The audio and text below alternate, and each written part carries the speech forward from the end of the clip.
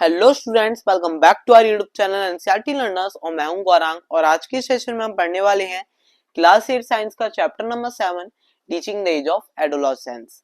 Last video में हमने chapter number 6 discuss किया था जिसका नाम था रिप्रोडक्शन इन एनिमल्स। उस चैप्टर में हमने रिप्रोडक्टिव पार्ट्स, ऑर्गन्स और रिप्रोडक्शन के पूरे प्रोसेस को समझा था। इस चैप्टर में हम एडोलसेंस की एज और प्यूबर्टी की एज के बारे में अच्छे समझेंगे। क्या क्या चेंजेस होते हैं प्यूबर्टी के पीरियड में, हम ये समझेंगे। ठीक है, और उसी के साथ साथ इस चैप्टर में हम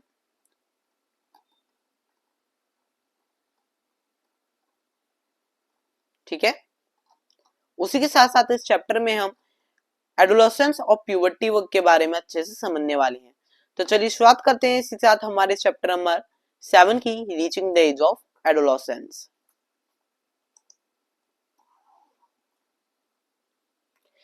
चलिए, in the previous chapter you have learn how animals reproduce. अब हमने जो प्रीवियस चैप्टर पढ़ा था उसमें हमने पढ़ लिया था कि एनिमल्स किस तरीके से रिप्रोड्यूस करते हैं। It is only after growing up to a certain age that human beings and many other animals can reproduce. अब देखिए, आपने जितना देखा है कि कोई भी हम अगर किसी भी ऑर्गन्स की बात करें तो ऐसा नहीं है कि वो अभी बॉर्न हुआ है तो अभी रिप्रोडक्शन की प्रोसेस कर सकता है।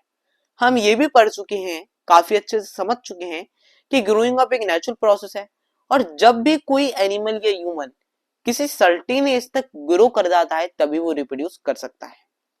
Why can human reproduce only after a certain age? लेकिन ह्यूमंस क्यों एक सर्टेन एज के बाद रिप्रोड्यूस कर सकते हैं? एक न्यू बॉर्न बेबी वो रिप्रोडक्शन की प्रोसेस क्यों नहीं कर सकता? जब वो एडोलसेंस पार करके प्यूबर्टी के एज से निकल के रिप्रोडक्टिव मैच्योरिटी में गेन हो जाए, मतलब रिप्रोडक्टिव मैच्योरिटी गेन कर लेगा, वो तभी रिप्रोड्यूस क्यों कर सकता है, वो पहले रिप्रोड्यूस क्यों नहीं कर सकता? In this chapter you will learn about the changes that take place in the human body after which a person becomes capable of reproduction। तो इसी चैप्टर में हम आज के इस टॉपिक में कई सारे ऐसे चेंजेस पढ़ने वाले हैं जो चेंजेस हमारी बॉडी में होते हैं, एक ह्यूमन बॉडी में होते हैं, जिसके बाद एक ह्यूमन रिप्रोडक्शन करने के कैपेबल हो जाता है। In chapter 6 you have learned about human reproductive organs. हमने चैप्टर 6 में आप लोगों ने ह्यूमन रिप्रोडक्टिव ऑर्गन्स के बारे में पढ़ लिया था। मेल रिप्रोडक्टिव पार्ट्स और फीमेल रिप्रोडक्टिव पार्ट्स दोनों के बारे में आपने अच्छे से पढ़ लिया था। Here we shall discuss the role that hormones play in bringing about changes that make a child grow into the adult. और आज के जो इस चैप्टर में हम कुछ ऐसे रोल्स डिस्कस करेंगे उन हार्मोन्स के जो बहुत बड़ा रोल निभाते हैं इन चेंजेस को किसी एक चाइल्ड में लाने के लिए, जिससे वो एक एडल्ट में बदलता है। तो चलिए शुरुआत करते हैं इसके साथ हमारे इस चैप्टर का पहला टॉपिक 7.1 एडोलसेंस एंड प्यूबर्टी। देखिए, Buju was celebrating his 12th birthday. After his friends left, Buju and Peli began chatting with their parents. अब देखिए, बुजो अपना 12th बर्थडे सेलिब्रेट कर रहा था। जब बुजो के फ्रेंड्स चले गए तो जो बुजो के पेरेंट्स है वो एक साथ, बुजो पहले अपने पेरेंट्स के साथ बातें करने लग गए, उनसे पूछने लग गए कि पार्टी कैसी हुई, जो भी करा होगा उन्होंने वो टाइप की बातें करने लग गए। Paheli study in an all girls school, she started life. Paheli ने भी ऑल गर्ल्स स्कूल में पढ़ रखा था और पहली एक ऑल गर्ल्स स्कूल में पढ़ती है। ठीक है, मतलब वो ओनली गर्ल्स स्कूल है तो पहली गर्ल्स स्कूल में पढ़ती है। तो वो एक साथ हंसने लगी। क्यों हंसने लगी? She remarked that many of the बोजो school friends whom she met after a year had suddenly shot up in height। अब क्या हुआ, अचानक से पहली हंसने लगी। क्यों हंसने लगी? क्योंकि भूजो के बर्थडे पर जो लास्ट टाइम उसके फ्रेंड्स आए थे उसे उनका फेस याद थे, और अब जब उसने उन्हीं फ्रेंड्स को देखा तो उनकी जो हाइट थी उसे बहुत ज्यादा, पहली को बहुत ज्यादा क्या लगी, लंबी लगी। Some of them were looking very funny with their hairy line above their lips। और कई उनमें से ऐसे फ्रेंड्स थे उसके जिनके लिप्स के ऊपर एक हेयरी सी लाइन दिखाई दे रही थी, इसलिए जो पहली थी उसे थोड़ी एक साथ हंसी सी आने लगी। Her mother explain that the boys had grown up. लेकिन फिर उसके मदर ने बताया कि बॉयज क्या हैं, उन्होंने वो ग्रो अप हो चुके हैं, बड़े हो चुके हैं, इसलिए उनके साथ ऐसा हो रहा है। Growth begins from day one is born.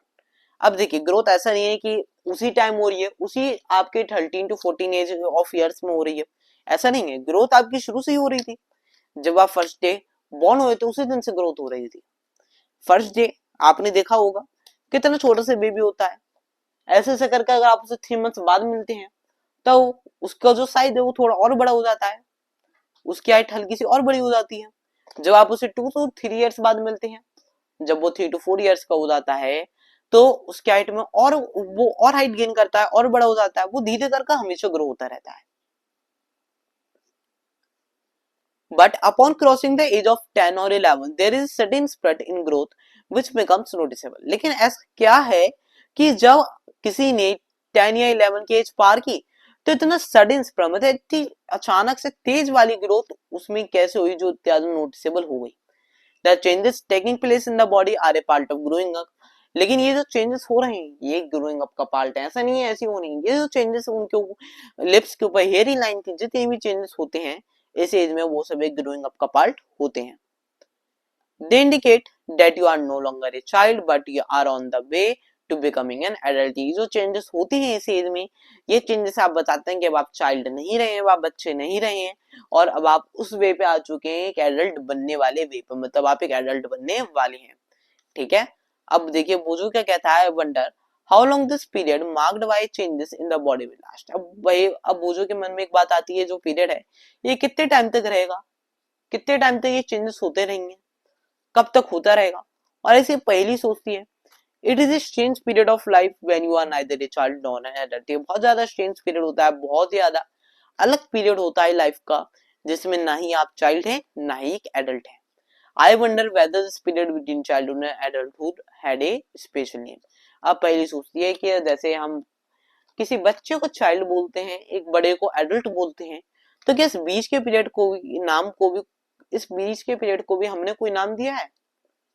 तो देखते हैं इसका नाम भी क्या है और हम इसे क्या कहते हैं।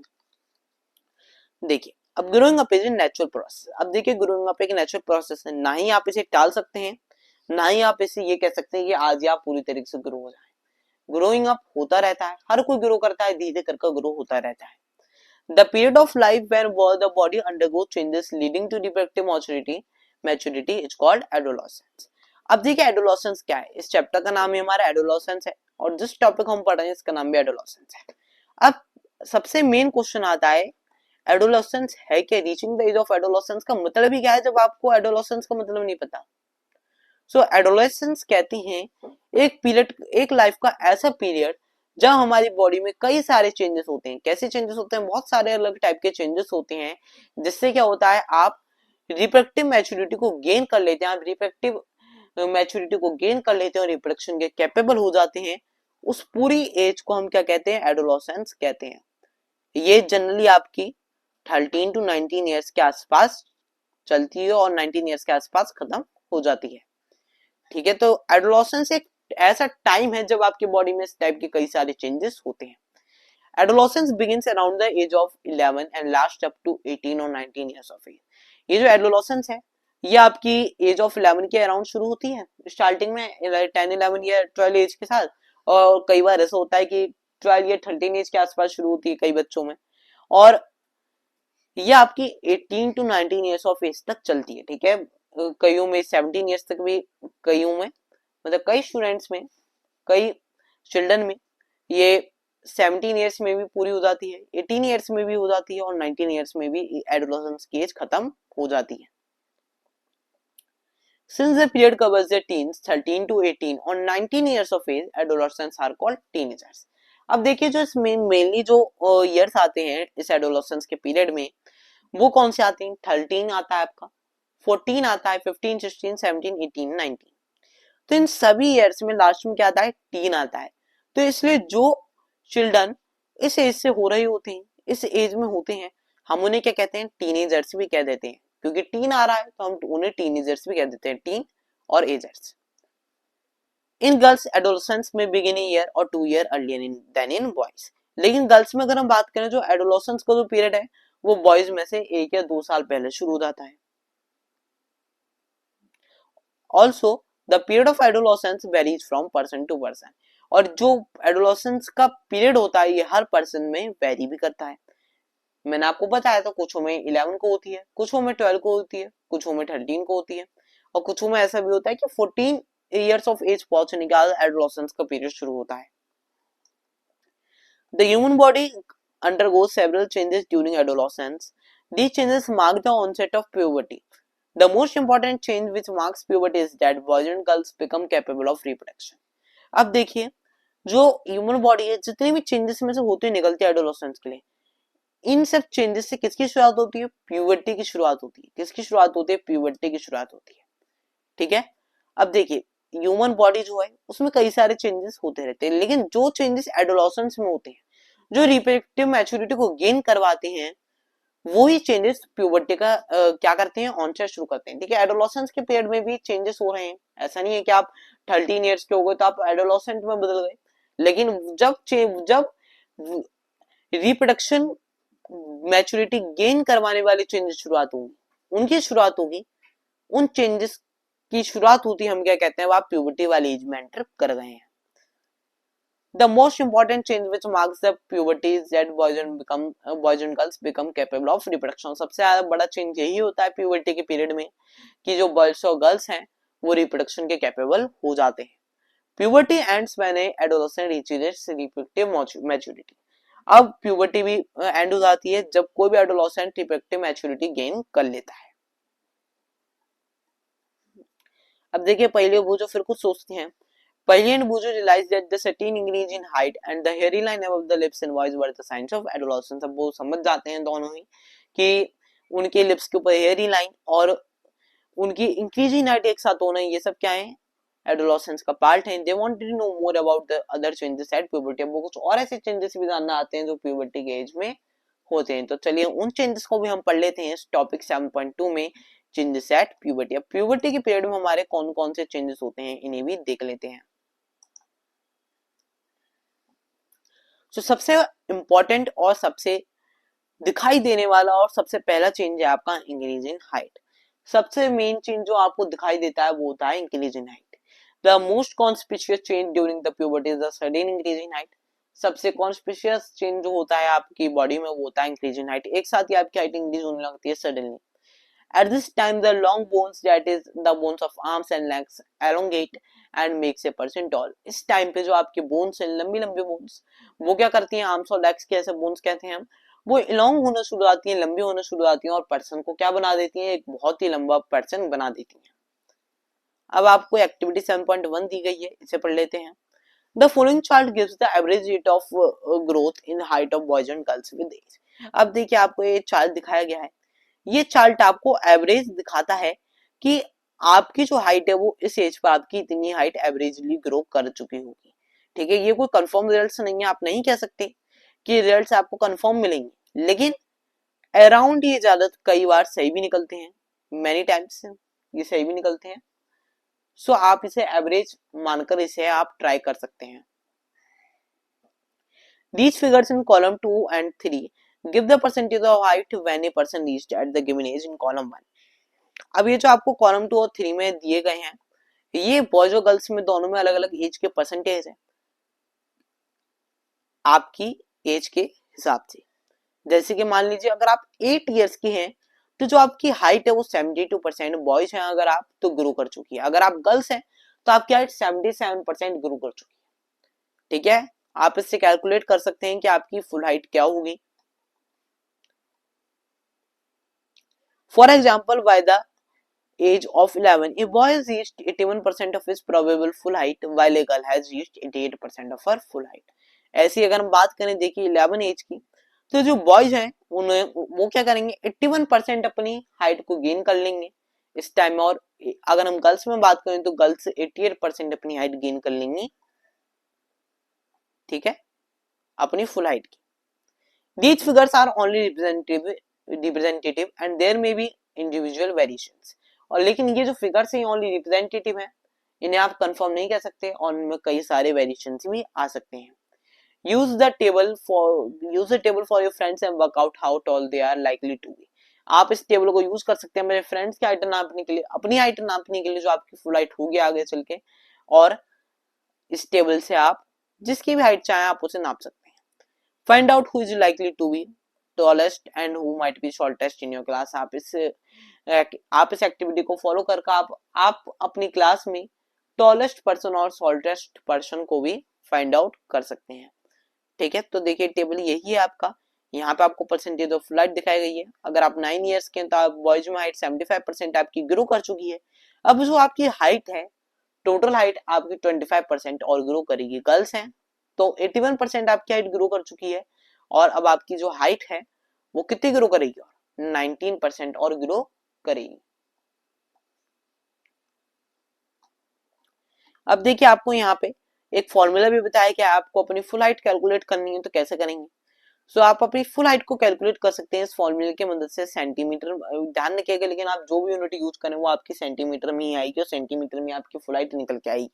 तो फॉर्मूला है, आप अपनी प्रेजेंट हाइट रखेंगे सबसे ऊपर, फिर न्यूमरेटर में, और डिनोमिनेटर में आप अपनी परसेंटेज ऑफ फुल हाइट डालेंगे अपनी एज पे, जैसे कि आपको इस चार्ट में दिखाई गई है। मान लीजिए आप 15 ईयर्स के हैं और बॉयज हैं, तो आप यहाँ पर 95% लिखेंगे।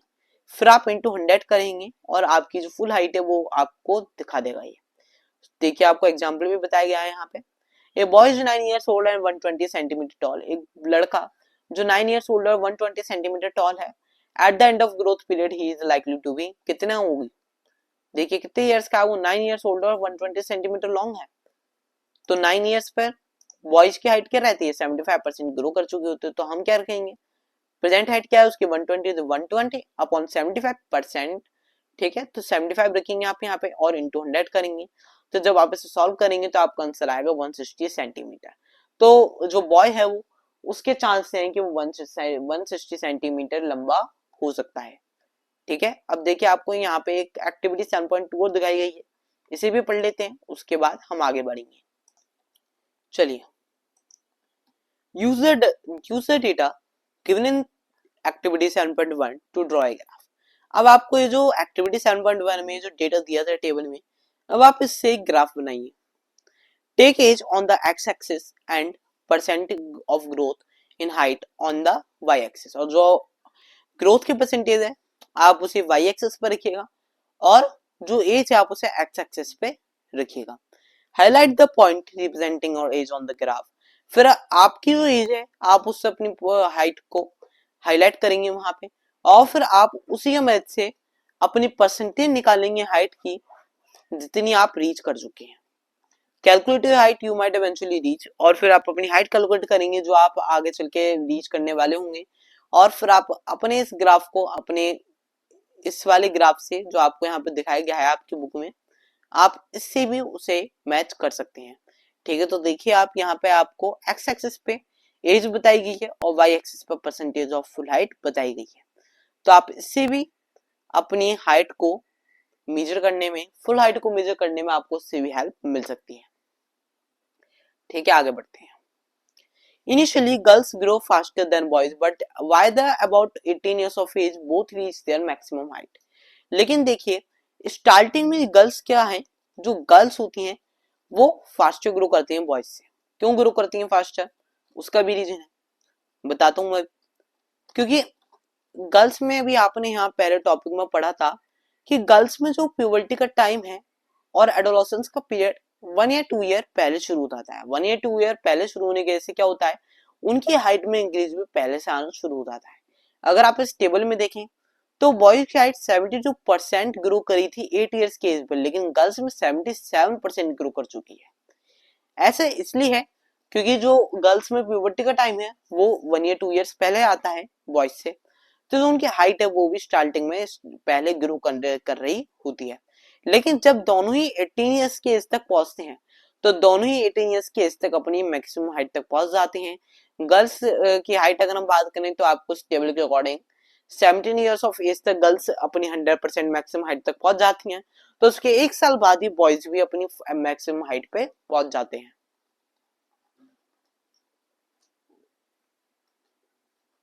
The rate of growth in height varies in different individuals. लेकिन ये जो रेट होता है ग्रोथ का, ये हर किसी में डिफर करता है। Some may grow suddenly at puberty then slow down, while others may grow gradually. अब देखिए कई बार ऐसा नहीं है कि सब में एक ही तरीके से ग्रोथ होती है। हर किसी में ग्रोथ का पैटर्न अलग होता है। कुछ आपको चिल्ड्रन ऐसे मिलेंगे जिनमें हाइट या तो बहुत धीरे धीरे धीरे धीरे बढ़ती रही और फिर एक साथ बढ़ गई, या फिर स्टार्टिंग में तेज बढ़ी लेकिन बाद में मंदी हो गई, या फिर उनकी हाइट इतनी लंबी हो गई हर समय बढ़ती रही। ठीक है। और कई बार आप देखेंगे कि उनकी हाइट बहुत धीरे धीरे पूरी तरीके से धीरे करके ही पूरी पहुंच गई। तो पहली क्या कहती है, पहली आई am worried though I am become taller but my face looks much smaller compare to my body. Paheli सोचती है कि मैं टॉल तो हो चुकी हूँ, लंबी हूँ बहुत, लेकिन मेरा जो फेस है वो मेरी पूरी बॉडी से बहुत ज्यादा छोटा लगता है। मतलब उसे अपने हैंड्स लेग्स सब लंबे लगते हैं लेकिन उसे अपना फेस थोड़ा छोटा लगता है। ऐसा क्यों है, इसे भी देख लेते हैं। There is no need for Paheli to worry, Paheli को बिल्कुल भी चिंता करने की नीड नहीं है। All parts of body do not grow at the same rate, her body part same rate पे ग्रो नहीं करता। Sometimes the arms and legs or hands and feet of adolescents look oversized. कई बार ऐसा होता है जो adolescents की arms होते हैं, लेग्स होते हैं, हैंड्स होते हैं या फिर फीट का है, वो बहुत ज्यादा ओवरसाइज लगते हैं और आउट ऑफ प्रपोर्शन लगते हैं विद द बॉडी। बहुत ज्यादा आउट ऑफ प्रपोर्शन लगते हैं कि हाथ और पैर तो बहुत लंबे कर लिए हैं लेकिन उसकी जो बॉडी है वो इतनी लंबी नहीं है। But soon the other parts catch up and result in proportionate body, लेकिन कुछ ही टाइम बाद दूसरे जो पार्ट्स हैं वो भी कैचअप कर लेते हैं, उन्हें पकड़ लेते हैं अपनी ग्रोथ को और फिर एक साथ प्रपोर्शन में आ जाते हैं। ऐसा नहीं है कि अगर आपका हैंड्स उतनी ही बड़े ग्रो कर रहे हैं तो आपकी लेग्स भी उतनी ग्रो हो जाएंगी। दोनों का टाइमिंग डिफर करती है। आपके हैंड्स इतनी जल्दी ग्रो कर रहे हैं तो आपकी लेग्स इतनी जल्दी ग्रो हो सकता है नहीं करें। You must have noticed that height of an individual is more or less similar to that of some family member. आपने ये भी देखा होगा कि किसी भी इंडिविजुअल की हाइट कभी ऐसा होता है कि बहुत ज्यादा या बहुत ही कम सिमिलर होती है फैमिली मेंबर से, कई बार मिलती जुलती भी होती है। This is because height depends on the genes inherited from parents. ऐसा इसलिए होता है कि हाइट अपने पेरेंट्स पर इसलिए आती है क्योंकि जो हाइट के लिए जीन्स होती हैं वो भी पेरेंट्स से आए होते हैं। जीन्स के बारे में आपने चैप्टर 6 में पढ़ रखा होगा। जो जीन्स आपको रिप्रोडक्शन के प्रोसेस में मिलते हैं वो उन जीन्स पे भी आपकी हाइट डिपेंड करती है। वो जीन्स अगर आपको अलाउ करेंगे कि आपकी हाइट इतनी लंबी होगी तभी आपकी हाइट उतनी लंबी हो पाएगी। It is however very important to eat the right kind of food during these growing years, लेकिन आपको इन ईयर्स में ग्रोइंग ईयर्स होते हैं ये, तो आपको राइट काइंड ऑफ फूड ही खाना चाहिए। This helps the bones muscles and other parts of the body get adequated nourishment for growth. और ये आपको हेल्प करता है आपकी बोन्स को, मसल्स को और other parts of the body को कि उन्हें एडुकेट नरिशमेंट मिल जाए ग्रोथ के लिए। You will find nutritional needs of adolescent discuss later in the session, और आप इस चैप्टर के लास्ट में कुछ ऐसी न्यूट्रिशनल नीड्स ही पढ़ेंगे जो आपको खानी चाहिए अच्छी ग्रोथ के लिए, तो वो आपको इस चैप्टर के लास्ट में मेंशन है, तो उसे भी हम पढ़ेंगे। फिलहाल हमें ओनली चेंजेस एट प्यूबर्टी पे ध्यान देना है आज के सेशन पे, तो हम इन्हीं पढ़ रहे हैं। ठीक है। अब आता है हमारा नेक्स्ट चेंज जो हमारे प्यूबर्टी के एज में होता है, वो है चेंज इन बॉडी शेप। अब हाइट के इंक्रीज होने के साथ साथ एक बॉडी शेप में भी चेंज होता है। ठीक है, तो बॉडी शेप में क्या चेंज होता है? Have you noticed that boys in your class have broader shoulders and wider chests than boys in the junior classes? कभी आपने नोटिस किया है कि जो आपके बॉयज क्लास में हैं अब उनके पास थोड़े ब्रॉडर शोल्डर्स है, वाइडर चेस्ट है उन बॉयज के कंपैरिजन में जो जूनियर क्लासेस में आपसे 2 to 3 इयर्स जूनियर है।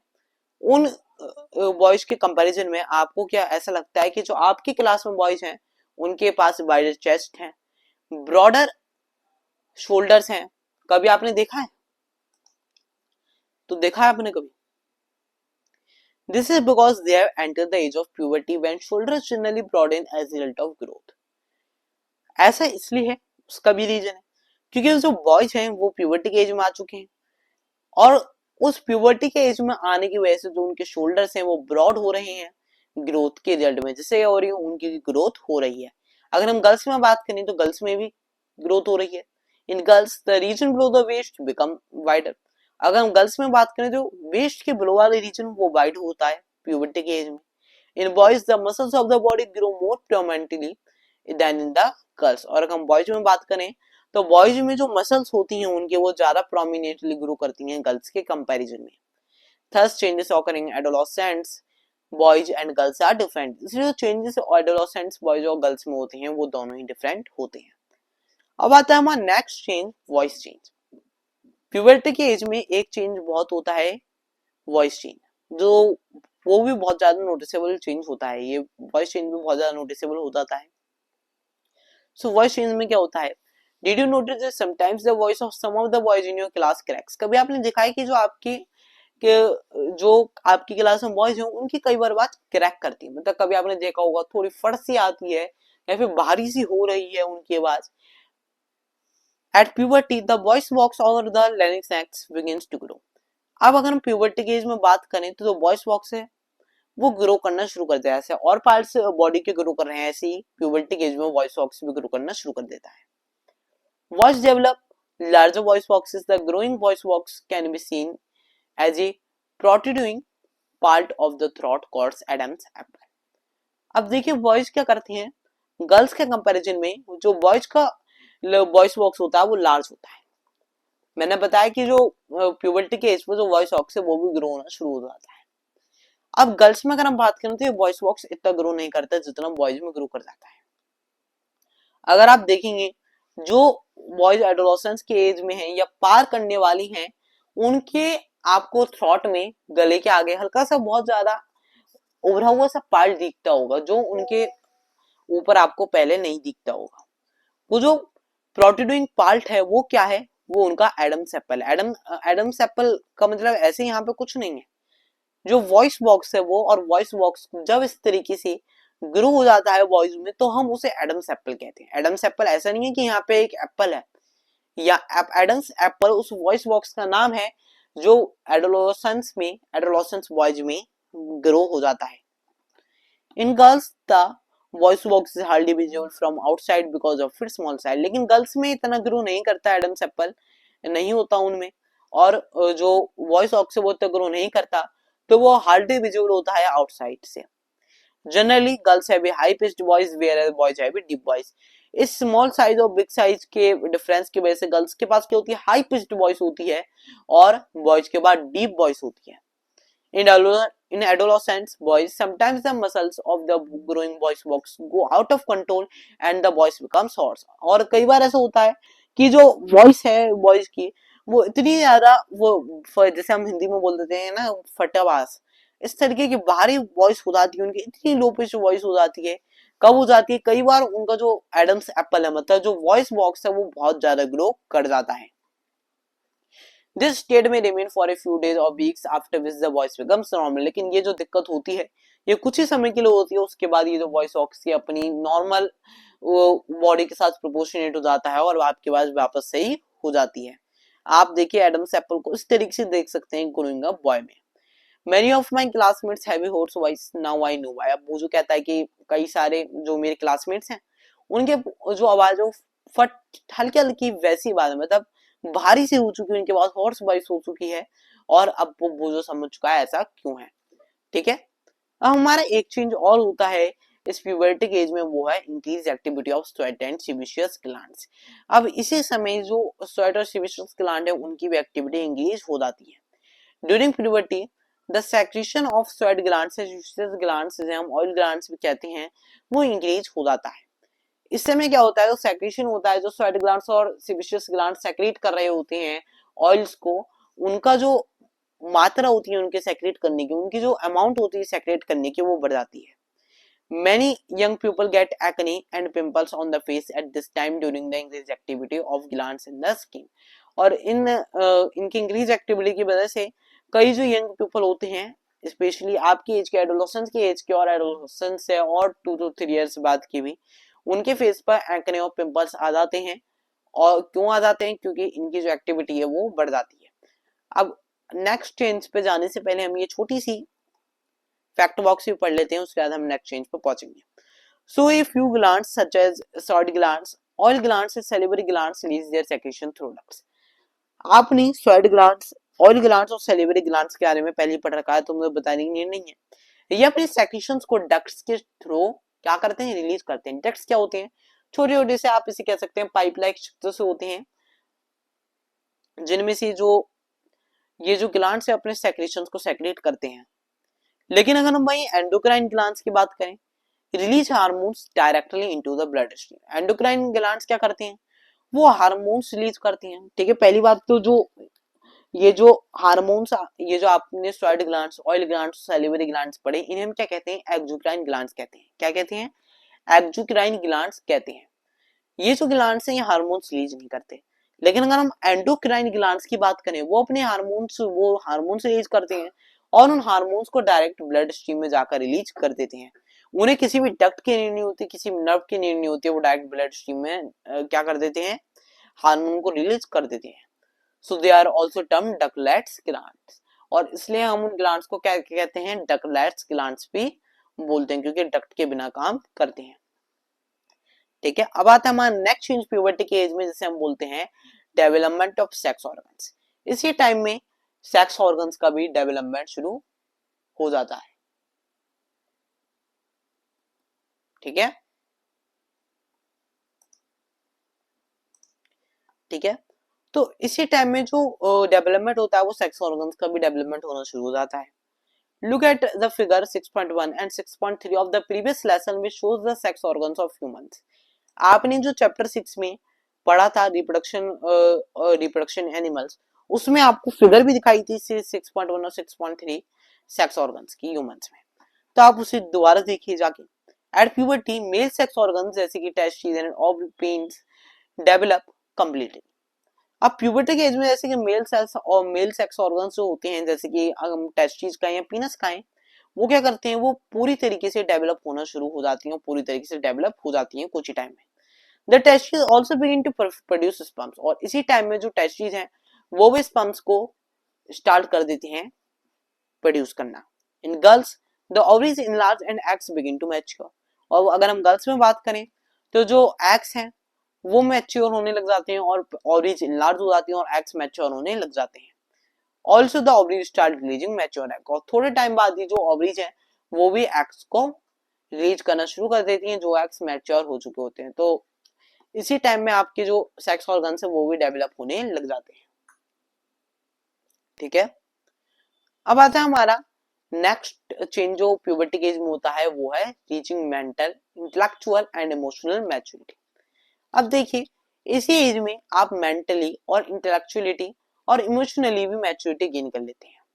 Adolescence is also a period of change in A persons way of thinking. Adolescence एक ऐसा चेंज है, एक ऐसा पीरियड है चेंज का, जब हर पर्सन का जो सोचने का वे है, सोचने का जो उसका तरीका है, वो भी बदल जाता है। Adolescents are more important, more independent than before and also are self-conscious. वो एडोलेसेंस इस टाइम में बहुत ज्यादा इंडिपेंडेंट फील करने लग जाते हैं पहले से, और सेल्फ कॉन्शियस बन जाते हैं। Intellectual development takes place and they tend to spend considerable time thinking. इसमें इस समय क्या होता है? इंटेलेक्चुअल डेवलपमेंट होना शुरू हो जाता है और वो कंसिडरेबल टाइम कुछ न कुछ सोचने में बिताने लगते हैं। In fact, it is often the time in one's life when the brain has the greatest capacity for learning. बल्कि एक ऐसा समय हो जाता है किसी एक पर्सन की लाइफ में जब ब्रेन के पास ग्रेटेस्ट कैपेसिटी होती है, सबसे ज्यादा कैपेसिटी होती है लर्निंग के लिए। Sometimes, however, an adolescent may feel insecure while trying to adjust the changes in the body and mind. लेकिन इस समय क्या होता है, कई बार एडोलेसेंट्स इनसिक्योर भी फील करने लग जाते हैं उन चेंजेस को एडजस्ट करते हुए जो उनके दिमाग में हो, मतलब उनके बॉडी में हो रहे हैं, उनके बारे में सोचते हुए और उनके माइंड्स में जो चेंजेस हो रही हैं। But as an adolescent learner, you should never feel insecure. There is no need to feel insecure. These changes are a part of growing up and they are natural. तो आपको इस time में कभी भी insecure feel नहीं करना चाहिए, क्योंकि आप एक एडोलेसेंट लर्नर हैं, आप एक पढ़ने वाले बच्चे हैं, आप समझदार हैं, और क्योंकि ये जो चेंजेस है एक नेचुरल पार्ट ग्रोइंग अप का, सबने से इस टाइम में से सब इसमें से निकले हैं, आपके पेरेंट्स भी इस टाइम से होते हुए निकले हैं। सो आपको इस टाइम में कोई भी इनसिक्योर फील करने वाली बात नहीं होती है। ठीक है, सो अब आता है हमारा next topic 7.3 secondary sexual characters. अब देखिए, इन चेंजेस के अलावा कुछ और ऐसे चेंजेस भी होते हैं, कुछ ऐसे कैरेक्टर्स और भी होते हैं, कैरेक्टरिस्टिक्स जो प्यूबर्टी के ऑनसेट को शुरू करते हैं। सो इन कैरेक्टर्स को हम क्या बोलते हैं? Secondary sexual characters. इस टॉपिक को हम नेक्स्ट वीडियो में कंटिन्यू करेंगे। नेक्स्ट वीडियो का लिंक आपको डिस्क्रिप्शन बॉक्स में मिल जाएगा। ठीक है, और मिलते हैं नेक्स्ट वीडियो में नेक्स्ट टॉपिक के साथ। Topic 7.3 secondary sexual characters. अगर आपको वीडियो अच्छी लगी तो हमारी वीडियो को लाइक कर दीजिए और चैनल को सब्सक्राइब करने में बिल्कुल मत जाइएगा, क्योंकि आपके लाइक और सब्सक्राइब से हमें इंस्पिरेशन मिलती है कि हम आप लोगों के लिए ऐसी वीडियो बनाते हैं। सो